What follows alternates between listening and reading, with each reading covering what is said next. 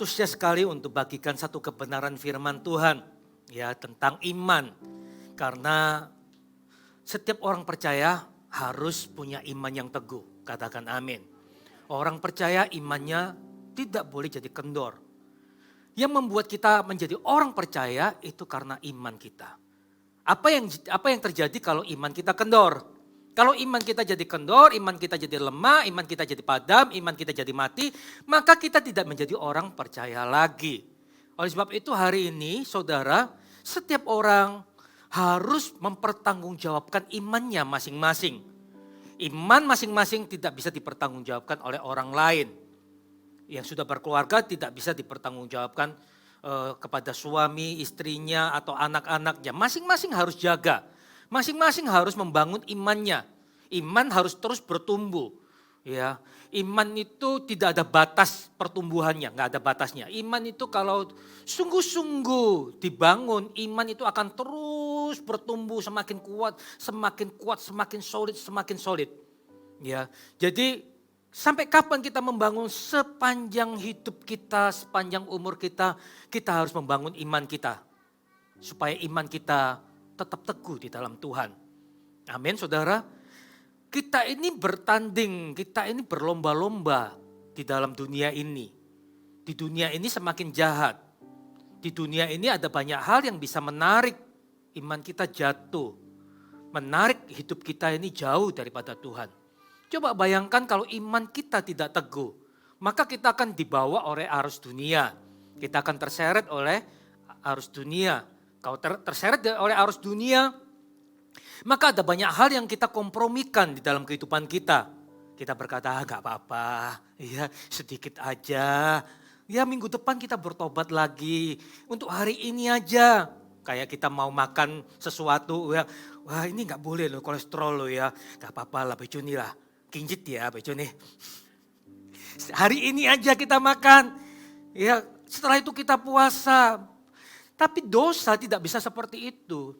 Kalau kita buka kesempatan buat iblis, saudara, maka iblis itu akan mencengkeram hidup kita.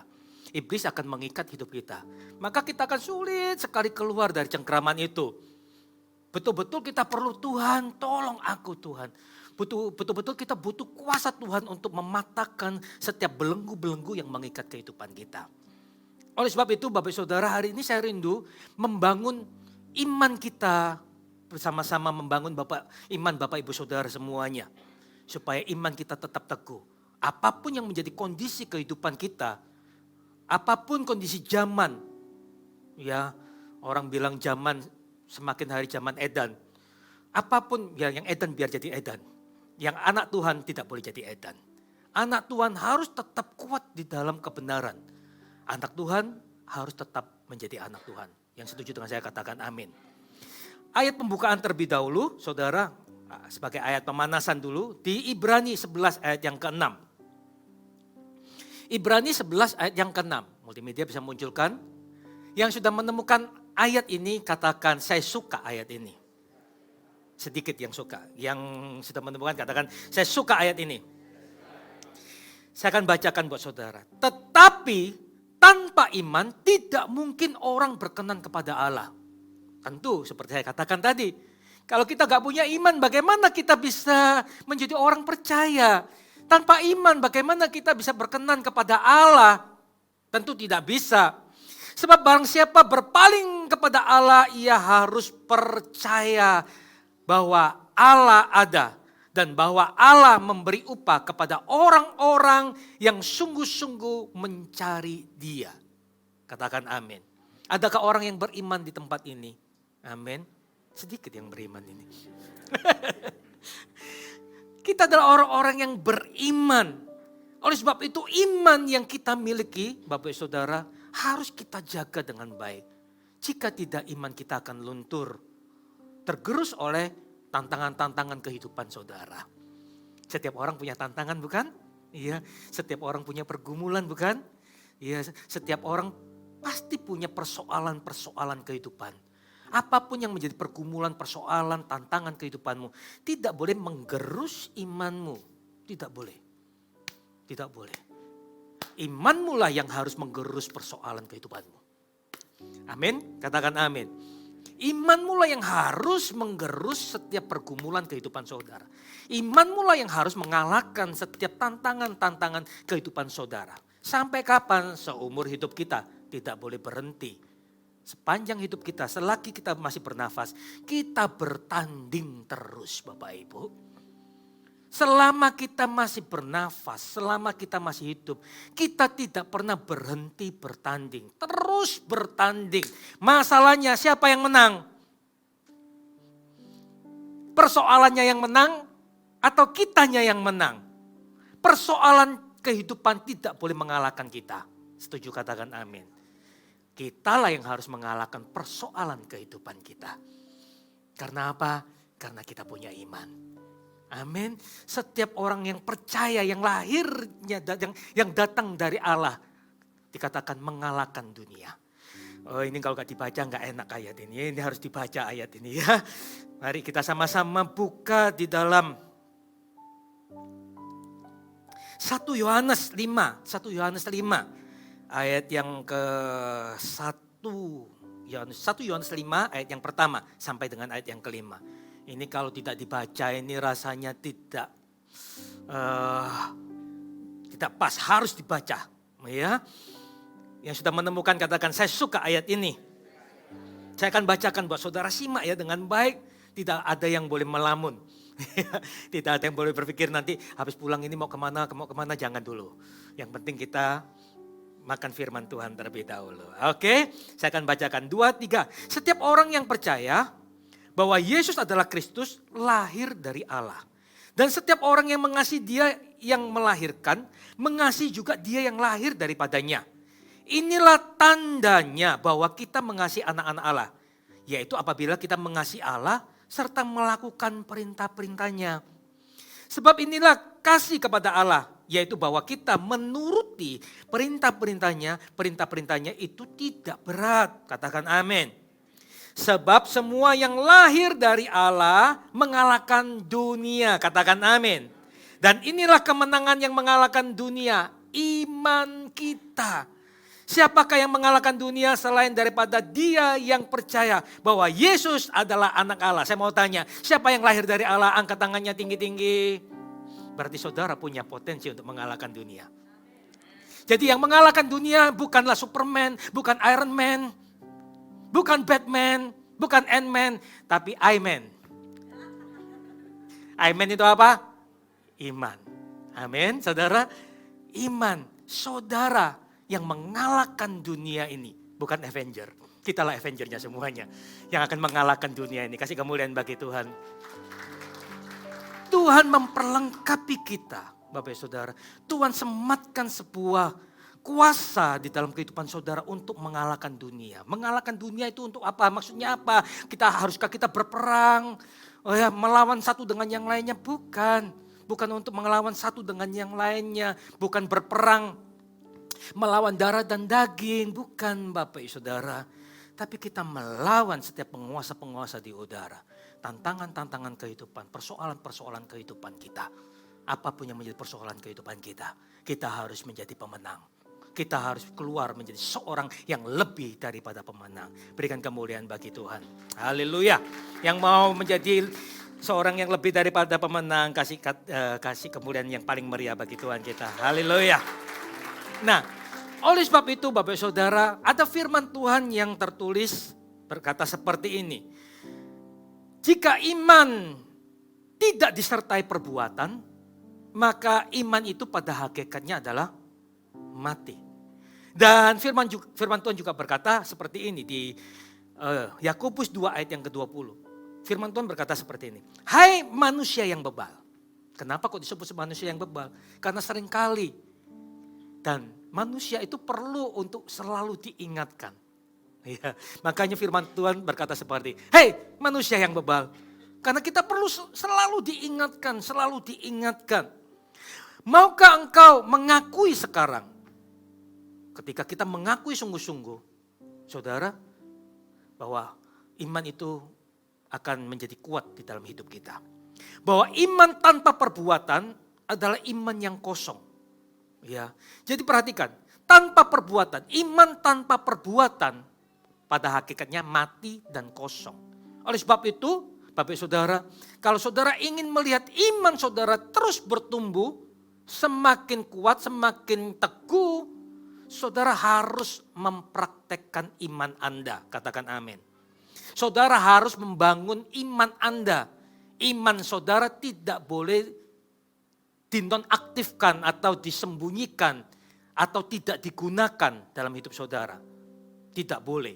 Iman itu harus diaktifkan. Karena kita hidup itu butuh iman. Kalau kita tidak mengaktifkan iman kita, kita akan sangat mudah untuk kompromi. Saudara akan sangat mudah kompromi dan saudara berkata enggak apa-apa. Enggak apa-apa, ini enggak apa-apa. Tidak boleh Bapak Saudara. Kalau kita berkata tidak apa-apa, kita akan kompromi banyak hal. Dan itu akan membuat saudara jatuh di dalam dosa.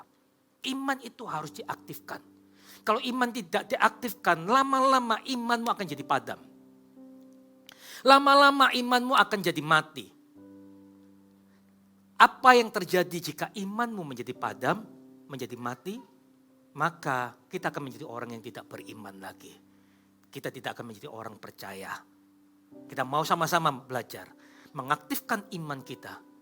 Ya, kita mau bangun iman kita menjadi iman yang teguh, iman yang kuat di dalam Tuhan. Yang mau katakan amin. Lalu bagaimana caranya supaya imanku hidup?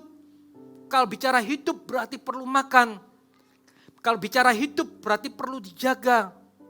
Kalau bicara hidup berarti harus dibangun. Nah, bagaimana caranya membangun iman yang kuat, yang teguh, dan yang hidup? Yang pertama, saudara, saudara harus melatih diri saudara untuk rajin merenungkan firman Tuhan. Katakan amin. Katakan rajin merenungkan firman Tuhan. Ya, sebagai orang percaya tidak boleh berhenti merenungkan firman Tuhan. Terus merenungkan firman Tuhan. Biar firman Tuhan itu sungguh-sungguh merema dalam hati saudara, di dalam kehidupan saudara. Renungkan. Bukan kalau sempat. Merenungkan firman Tuhan tidak boleh kalau sempat. Manusia tidak akan pernah punya waktu. Manusia itu tidak pernah bisa ada kesempatan. Selalu habis kesempatannya. Merenungkan firman Tuhan itu harus disengaja. Mencintai firman Tuhan tidak cukup kita mengandalkan hari Minggu.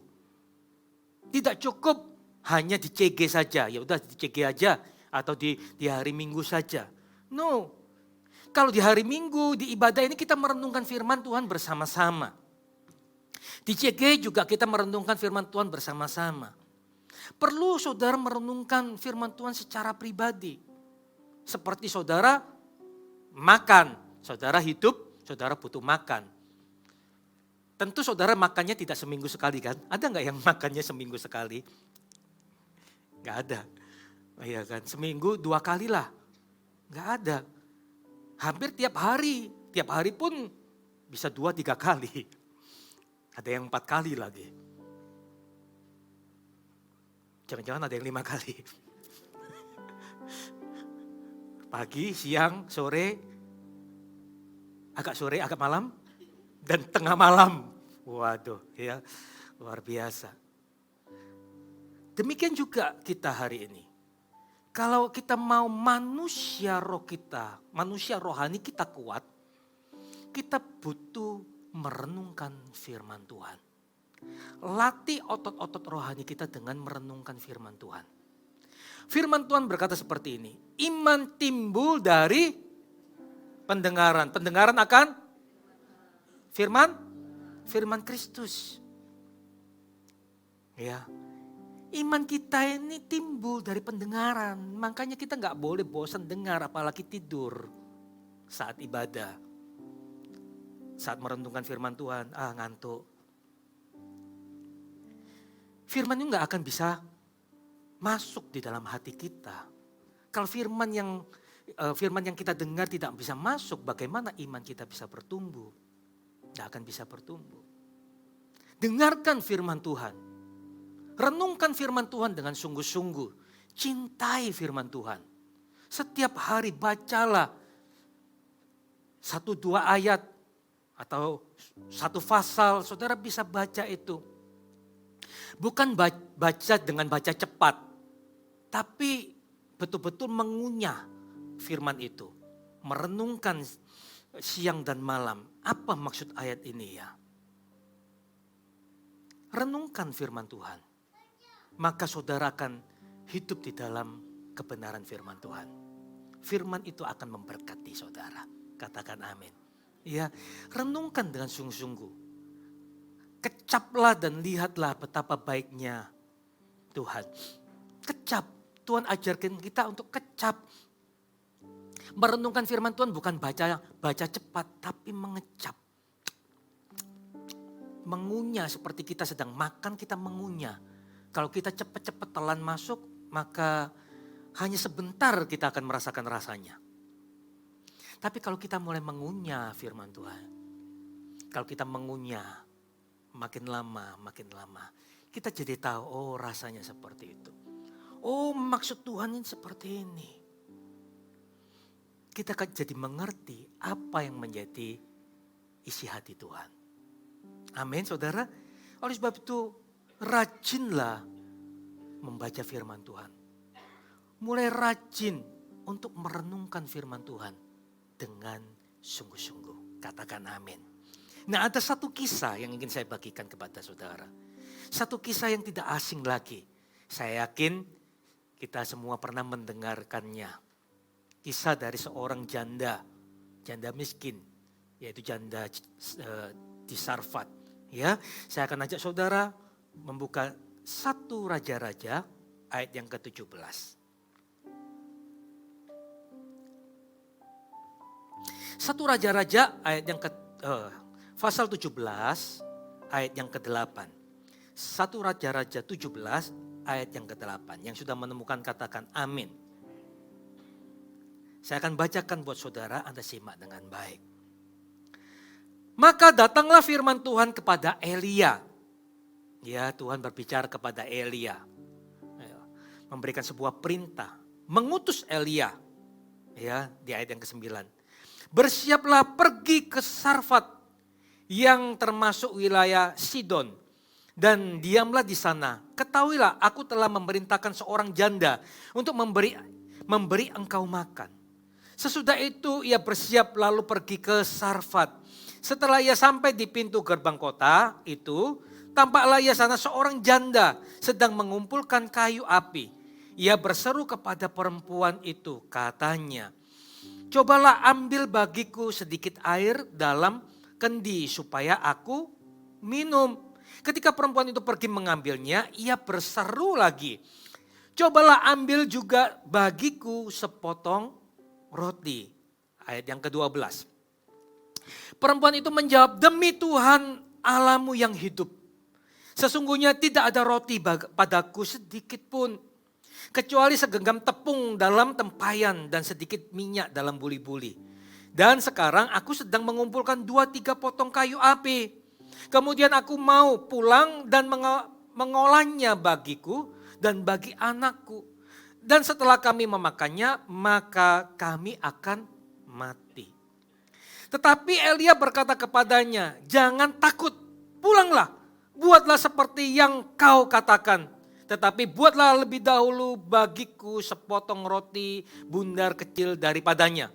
Dan bawalah kepadaku, kemudian barulah kau buat bagimu dan bagi anakmu. 14. Sebab beginilah firman Tuhan Allah Israel, tepung dalam tempayan itu tidak akan habis. Dan minyak dalam buli-buli itu pun tidak akan berkurang sampai pada waktu Tuhan memberikan hujan ke atas muka bumi. Lalu pergilah perempuan itu dan berbuat seperti yang dikatakan Elia. Maka perempuan itu dan dia serta anak perempuan itu mendapat makan beberapa waktu lamanya.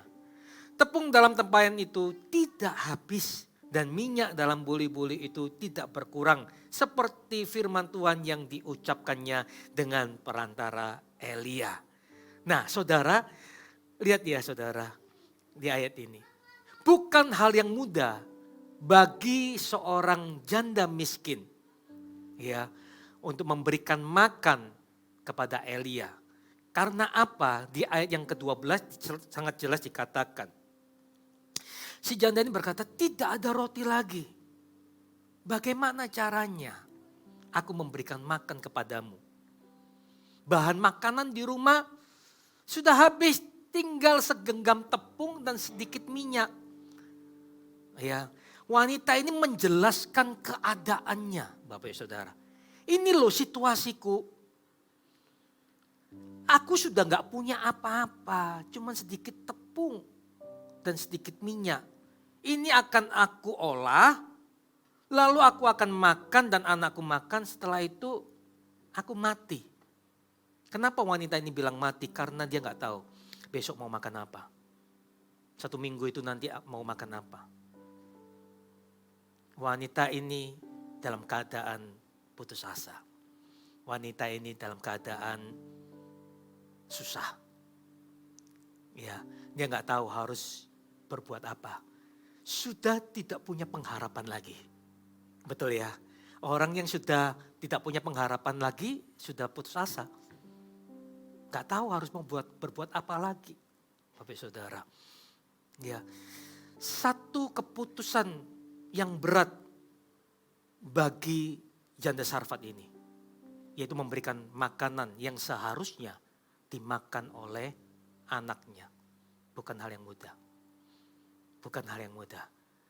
Seolah-olah dia berada dalam satu situasi. Anaknya yang hidup atau Elianya yang hidup. Coba, kalau kita sebagai orang tua, mana yang mau kita dahulukan? Kira-kira mana yang akan kita dahulukan? Anak dulu? Atau Elia terlebih dahulu? Orang asing. Wanita ini nggak tahu Elia ini siapa.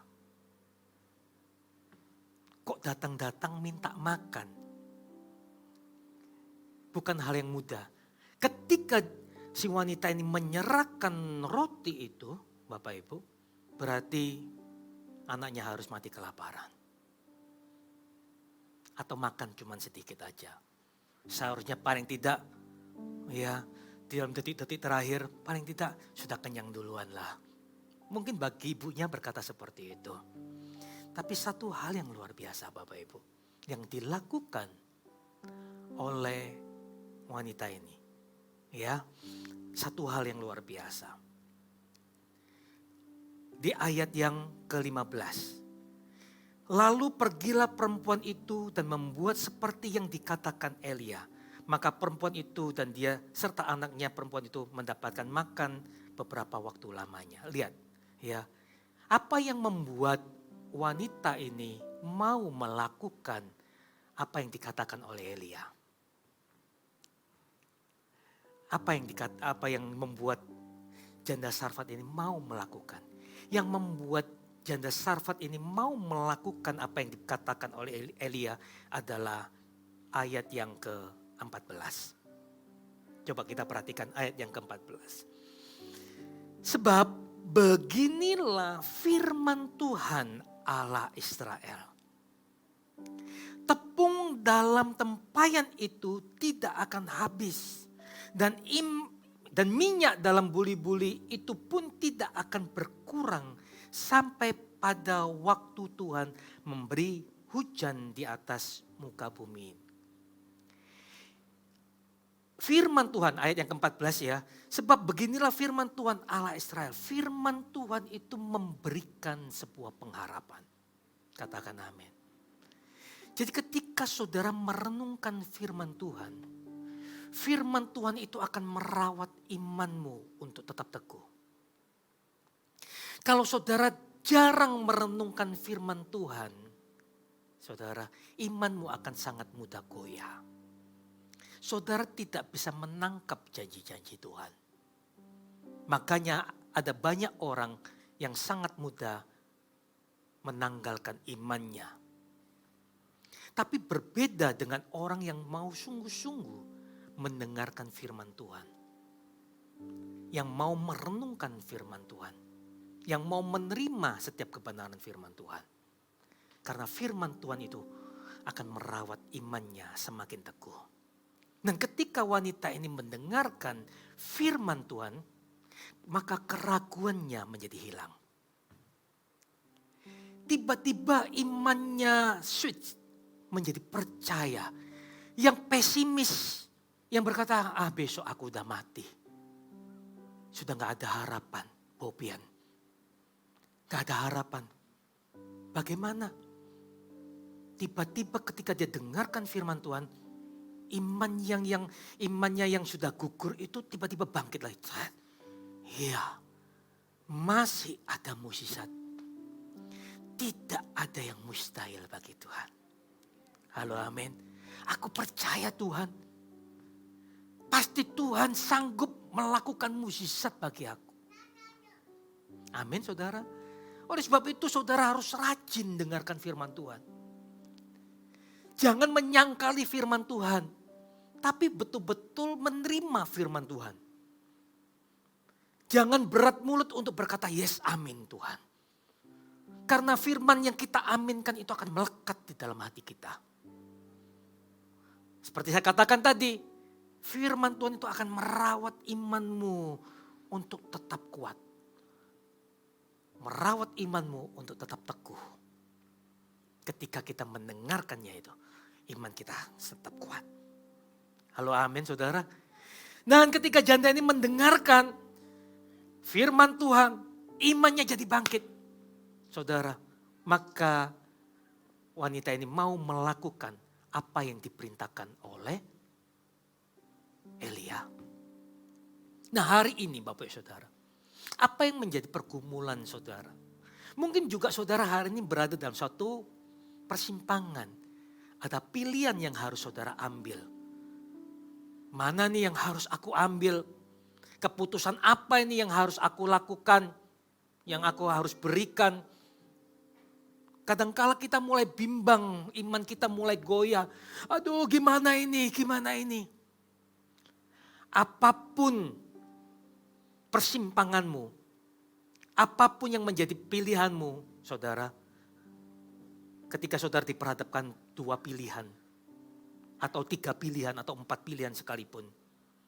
Selalulah pilihlah kebenaran. Katakan amin. Selalu pilih kebenaran. Jangan pilih yang tidak benar. Pilihlah kebenaran. Jangan pernah mau kompromi dengan dosa. Pilihlah kebenaran, maka engkau akan berada dalam tuntunan ilahi. Katakan amin. Pilihlah kebenaran, maka engkau akan hidup di dalam kebenaran itu. Jangan mau terseret oleh dunia. Dan jangan juga mau dipengaruhi oleh emosimu. Aku emosi, jadi aku kilaf. Banyak orang berkata gitu kan. Aku emosi, aku kilaf. Saya yakin Bapak Saudara, kalau kita terus membangun hubungan kita dengan Tuhan. Dengan merenungkan firman Tuhan. Sering merenungkan firman Tuhan itu yang akan menuntun saudara. Saudara tidak akan gegabah mengambil keputusan. Apapun yang menjadi tantangan kehidupan saudara. Masalah keluarga, masalah rumah tangga. Anda tidak akan mudah untuk berkata, oke putus, oke cerai. Tidak akan mudah berkata seperti itu. Halo, amin. Tidak akan mudah berkata seperti itu. Tidak akan mudah untuk menggugurkan iman. Karena orang yang beriman percaya, aku percaya keluargaku akan bahagia. Keluargaku akan diberkati. Minta maaf kepada pasangan. Maaf ya, ayo kita bangun lagi keluarga kita. Itu orang beriman. Imannya gak mudah gugur. Makanya sering renungkan firman Tuhan. Bapak Ibu, saudara. Renungkan firman Tuhan. Ketika saudara berada tantangan dalam pekerjaan. Saudara gak akan mudah kompromi. Gak apa-apa lah. Kali ini aja yang penting aku dapat untung. Tahun depan atau bulan depan nanti barulah kita hidup yang benar.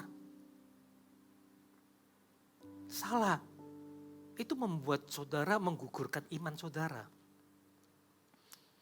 Menggugurkan iman saudara. Saudara tidak akan melihat sesuatu yang besar. terjadi dalam kehidupan saudara. Saudara tidak akan pernah bisa masuk dalam rencana Tuhan yang besar. Tidak akan pernah bisa masuk kalau iman saudara gugur. Oleh sebab itu, firman Tuhan banyak mengandung janji-janji Allah. Alkitab yang saudara baca banyak mengandung janji-janji Allah. Cintai firman Tuhan, renungkan dengan sungguh-sungguh.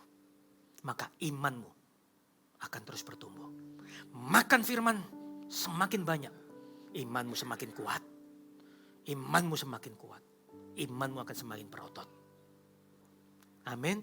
Kalau imanmu kuat, disitulah engkau akan mengalahkan dunia. Mengalahkan setiap tantangan-tantangan dalam kehidupan saudara. Kasih kemuliaan bagi Tuhan. Amin. Halo, amin. Mau mencintai firman Tuhan? Mau merenungkan firman Tuhan? Katakan amin. Ya. Nah, saudara, kalau kita mau memiliki iman yang teguh, iman yang kuat, iman yang hidup, tadi dikatakan kita harus rajin merenungkan firman Tuhan. Yang kedua, saudara harus mau hidup di dalam ketaatan. Latihlah diri saudara untuk hidup di dalam ketaatan. Latih, hidup di dalam ketaatan itu perlu dilatih. Karena manusia itu banyak keinginannya. Ingin ini, ingin itu banyak sekali. Ada banyak keinginan. Dan manusia itu nggak pernah puas. Banyak keinginan daging dan sebagainya. Oleh sebab itu ketaatan itu perlu dilatih. Bapak Saudara. Ketika kita dengarkan firman Tuhan, kita harus mempraktekkan firman Tuhan. Bukan hanya dengar, lalu disimpan di dalam hati. Tapi dalam kehidupan kita nggak pernah mempraktekkan firman Tuhan. Sama saja bohong. Sama saja kosong dan mati. Iman itu harus dipraktekkan. Ketika kita dengarkan, kita dengarkan, kita praktekkan firman Tuhan. Seperti janda Sarfat ini. Ya, ketika di ayat yang ke-14 Elia berkata, sebab begini loh firman Tuhan. Di ayat 13 dikatakan, jangan takut, pulanglah. Buatlah seperti yang kau katakan itu. Buat anak-anakmu, juga buat aku juga. Mungkin janda Sarfat mikir, gimana caranya? Gak bisa, cuman sedikit, gak mungkin. Lalu Elia berkata, ini loh firmannya. Firmannya dibagikan kepada janda Sarfat ini. Lalu janda ini imannya mulai bangkit, ya aku percaya. Gak ada yang mustahil bagi Tuhan. Lalu mempraktekkan firman itu. Gak cuma di dalam hati. Tapi di ayat yang ke-15 dikatakan, lalu pergilah perempuan itu dan berbuat seperti yang dikatakan Elia. Maka perempuan itu dan dia serta anak perempuan itu mendapat makan beberapa waktu lamanya. Tepung dalam tempayan itu tidak habis dan minyak dalam buli-buli itu tidak berkurang. Seperti firman Tuhan yang diucapkannya dengan perantara Elia. Lihat, dalam kondisi yang ini gak mungkin ini. Tapi si janda Sarfat ini tetap melakukan. Tetap mau melakukan apa yang menjadi perintah Tuhan. Luar biasa bukan? Bagi manusia itu mustahil. Tapi bagi Tuhan tidak ada yang mustahil. Amin. Kita harus mulai melihat apa yang menjadi maksud Tuhan. Apa yang menjadi rencana Tuhan. Kenali. Hiduplah di dalam ketaatan. Bapak Saudara. Saya jadi teringat dengan Abraham. Abraham ya disebut sebagai bapak orang beriman. Kenapa bisa disebut sebagai bapak orang beriman? Di masa tuanya ya Abraham mendapatkan seorang anak. Betul ya? Di usia 100 tahun. Ini sudah bapak-bapak. Bukan bapak-bapak lagi, sudah kakek-kakek. Ya, sudah kakek-kakek. Istrinya juga sudah nenek-nenek. Tapi apa yang menjadi doanya dijawab oleh Tuhan. Mendapatkan seorang anak, anak yang dinanti-nantikan. Tetapi Tuhan berkata, Abraham, serahkan anakmu sebagai korban bakaran. Anak yang dinanti-nantikan, anak yang ditunggu-tunggu, tapi harus dikorbankan. Coba kira-kira bagaimana perasaan Abraham. Hancur. Hancur hati. Anak yang dicintainya. Anak yang dikasihinya. Anak yang ditunggu-tunggu. Harus diserahkan kepada Tuhan. Dalam keadaan sebagai korban bakaran. Dia gandeng anaknya Ishak. Ayo ikut papa Ishak. Mungkin anaknya berkata, Dedi mau kemana? Ikut aja nak. Papanya membawa pisau dan membawa ranting-ranting untuk api. Ditaruh di bahu anaknya, dibawa. Anaknya mungkin jalan, kemana Dedi, papi atau pa mau kemana ini? Ikut aja nak. Ya. Dan apa yang dilakukan sampai di mezbah bakaran, anaknya dipersiapkan untuk dipersembahkan sebagai korban bakaran. Dari situ Tuhan melihat, ini adalah hambaku yang taat dan setia. Imannya sedang diuji. Kadangkala Bapak Saudara ketika kita menjalani kehidupan ini ada banyak tantangan-tantangan. Betul nggak Saudara? Ada banyak tantangan. Kita kadangkala tantangan pergumulan ini kita sedang diuji. Apakah kita tetap setia? Apakah iman kita ini tetap teguh? Atau iman kita jadi gugur oleh karena pergumulan kita? Ketika pisau itu mulai mau ditancapkan, malaikat Tuhan berkata, tunggu. Tuhan sediakan apa? Ada domba yang tersangkut di ranting. Korbankan domba itu. Karena apa? Tuhan sudah melihat ketaatan Abraham.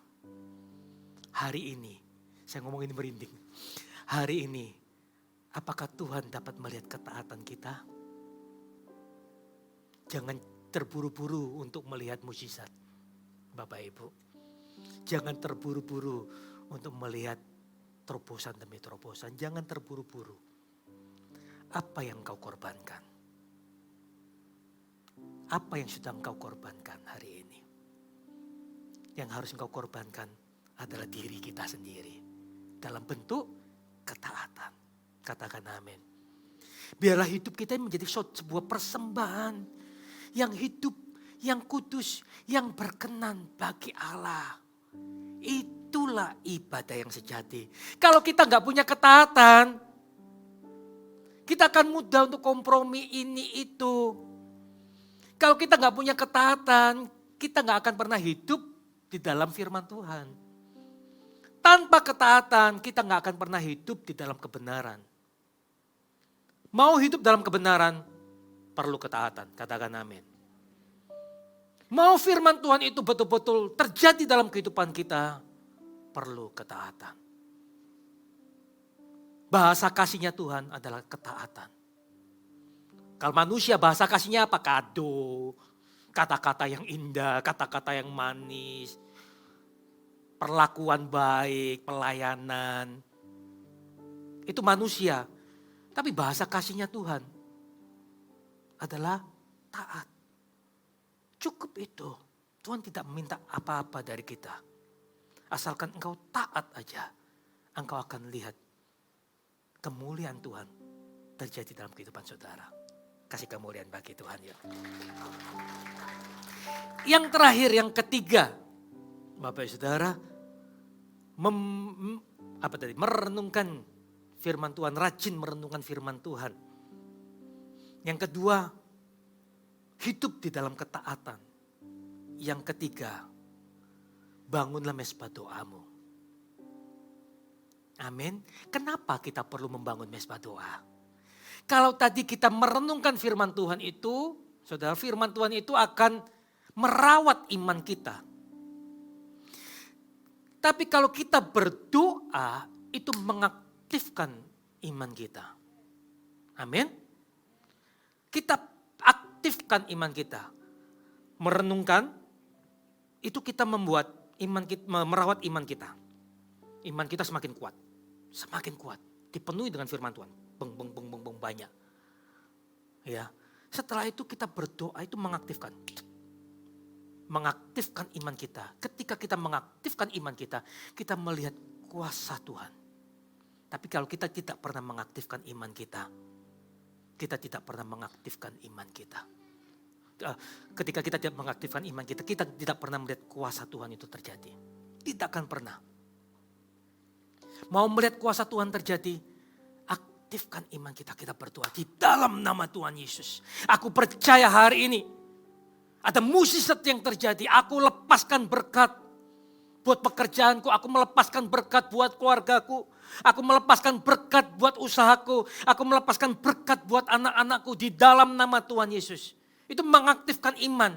Ketika saudara sakit berkata, di dalam nama Tuhan Yesus aku perkatakan sendi-sendiku sehat.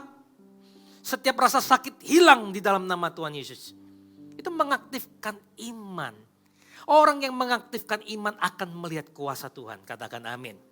Ya, nah selanjutnya tadi ayat yang ke-16, sekarang ayat yang ke-17.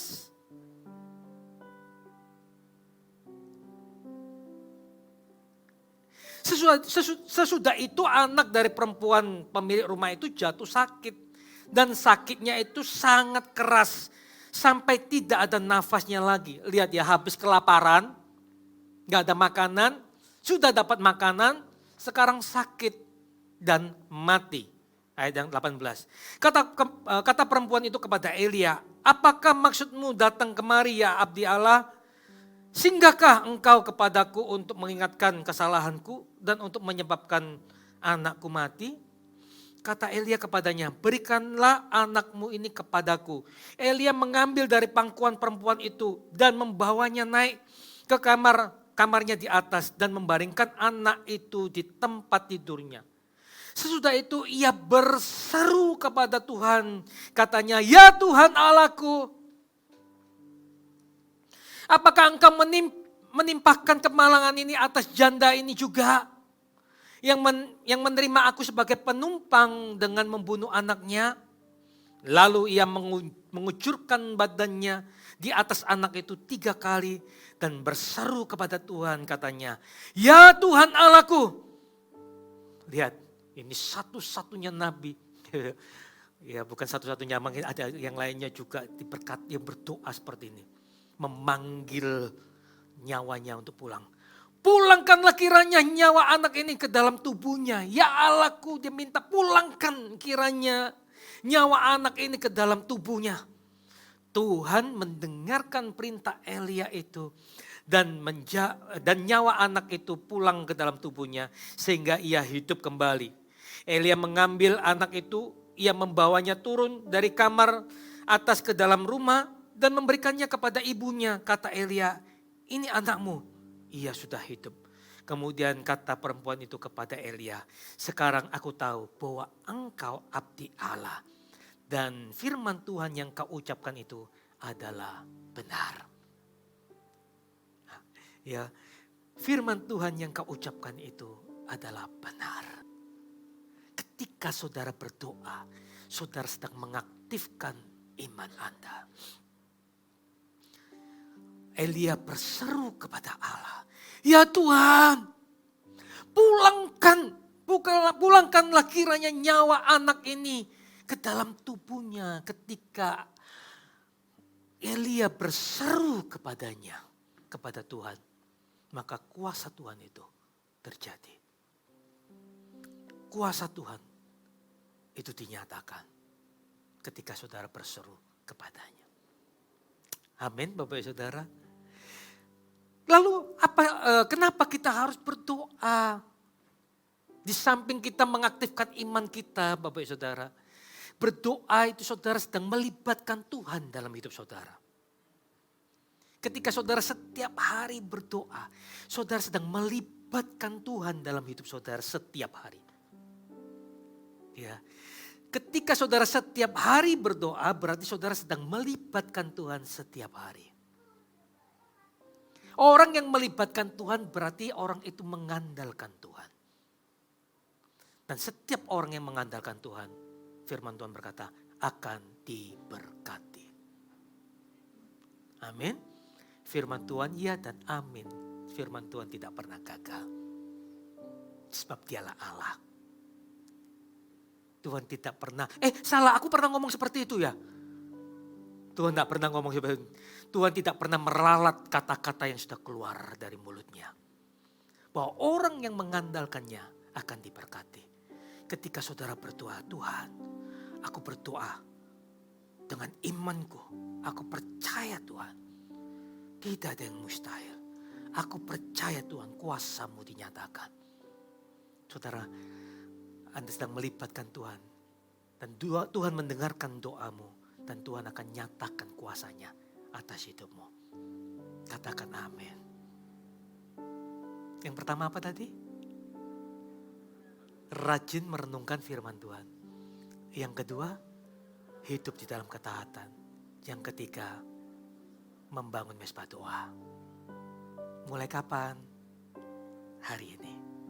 Amin. Kasih kemuliaan bagi Tuhan.